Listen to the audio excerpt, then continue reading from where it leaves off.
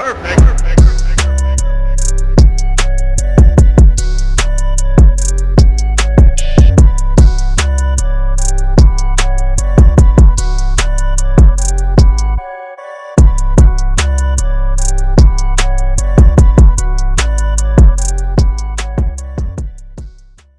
right, so pal, question of the week. When it comes to jiu-jitsu and injuries, do you have any sort of recommendations, tips, all your years of experience of maybe training through injuries? Yeah. What I do, I kind of base it on what type of injury it is. Is it like a nick, a ding, or is it like an injury? Yeah. That old school phrase of, are you hurt, are you injured? Yeah. Like most jiu-jitsu guys that playing, doing jiu-jitsu and playing guard for a long time, they all have those Cheeto fingers. Cheeto fingers, yeah. You know, the crunchy Cheetos, not the puffy. Some actually look puffy. Yeah. But anyways, yeah. Those hot links. But so you have to, like, I've broken fingers before, and so it was one of the things, you either sit out the 6 weeks, 8 weeks, or whatever it is, or you tape it up and do as you can. Put your hand in your belt, something simple, or you just use one hand. Try not to like grab, because ultimately it's like you either miss mat time or you don't. Yeah. You know, and most recently too, I dislocated my toe, the one you popped in for me. Yeah. Just taped it up and kept rolling. Then I had to borrow your wrestling shoes. Yeah.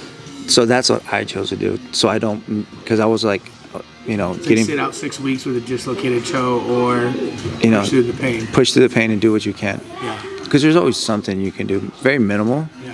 You ever find, like, you know, in all your years of doing jiu-jitsu, that you're ever like 100% not hurt without any injuries? Yeah, there's. It's not that they're injuries. I think a lot of it is like body achiness, like soreness. Like yeah, I think more so is that's what it is, because most jiu-jitsu guys that train every day and hard, as soon as they're done training, they're like, oh, F this, I'm going home to eat. You know, because you're so exhausted. Like, so nobody stretches.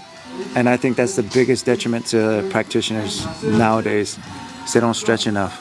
Yeah. You know, and I think that'll help a lot of the injuries, the nicks and the dings. But stretching is a huge thing that I don't even do. I'm guilty of that too. Yeah. Not doing enough of it. Yeah, stretching fingers or stretching neck. Everything, because you can actually, because the way you grip, it's all of these muscles here, right? So actually doing like, you know, doing the stretches like this, where you're kind of like in this position. Yeah, like, because when you grab, you're using all of these muscles here, right? Yeah. And when you extend, you're using on the top side. So it sounds silly. And then joint mobility exercises, make sure you can do, you know, proper circles in like your shoulders. You know, this one only has one direction of flexion and extension. Shoulder has multiple ranges of motion. So understanding the joint and make sure you can hit all ranges of motion. Yeah. It'll help with injury prevention. Now, when it comes to actually, like, if you have a torn ACL, obviously don't roll. Yeah. Unless you plan on not getting it fixed. Did you see Cruz yesterday?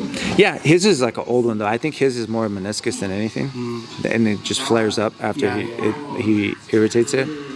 A lot of guys, I'm pretty sure you have some meniscus. You know, everybody who's played sports scholastically for years.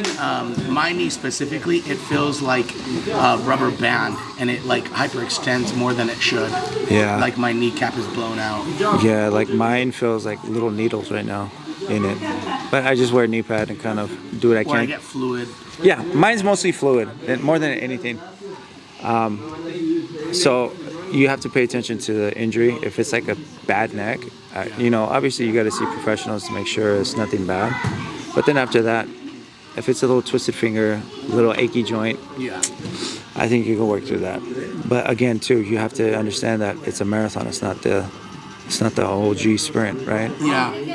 At what point in your brain are you like, you know what, this is worth sitting out a couple of weeks to let heal versus I can push through this? Like, what is that line to you? How do you identify that? I identify that. It's happened to me once before. It's you know, like even with the students, your students comes in and let's say like Ed's tough. He'll push through the pain, but at a certain point you gotta go, Ed, go. This is diminishing returns, man. Yeah, I think more so like when it happened to me is when my arm dislocated. No. I think, well, even then, when my arm dislocated, I think I was out 6 weeks and I was back training once the swelling went down. It's my elbow. Dislocations are the worst for popping in and out. Yeah, well, my elbow set out of place and then they popped it back in. My hand was swollen from my hand all the way up. Yeah. So once the swelling went down, I did what I could. Kept shrimping, kept doing drills. I wasn't rolling very hard. A lot of hip movements, mobility stuff but I think the threshold is, remember, you want to push the envelope, not tear it. Yeah. That's the concept. And when you're walking in pain and it radiates up and down, it's not a good sign. So maybe you should pull the rein before it hits that point. Pull the reins. Yeah. Unless it's one of those freak accidents where you do dislocate an elbow or a shoulder where it's like it's too late. So you got to start because there's those freak accidents where, like for mine, it was a freak accident. I posted on I was watching the film last night with Cruz. He just threw double hooks in. He was on Judo's back, and then just out of nowhere, he's like, all he had was hooks in. Yeah. No tension. Judo was up on his, it's like. Yeah, I've seen that. I think in his case, it's just an old injury. Yeah. And I don't think he's doing a good job of strengthening the joint around it, or not the joint, but the muscles around the joint is what I meant, like quads, hamstrings, calves, all of these muscles that support the joint. Yeah. So PT stuff. Yeah, and be smart. Yeah, strengthening to protect the joint. Rehabbing right? it. Yeah. So that's part of it too. You can't just rely on, my joints are out. Well, you can help, do some exercises for it, Yeah. So some injuries you just need to sit out 3 weeks, wait for the swelling. Some injuries you need to sit out and then rehab them. Some injuries you're just hurt, Yeah, you're just dinged up. Just get back in there.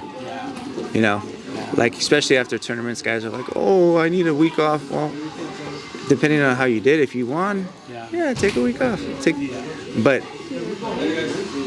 if not, even if you did win, just get back to the drawing board. Yeah. Get better. Yeah. Build on it. But understanding your body. Listening to your body. Yeah, listening to your body and understanding the injury. So I think that's the best way to play it. Push the envelope, but don't tear it. Awesome. Thanks, Coach. Uh-huh.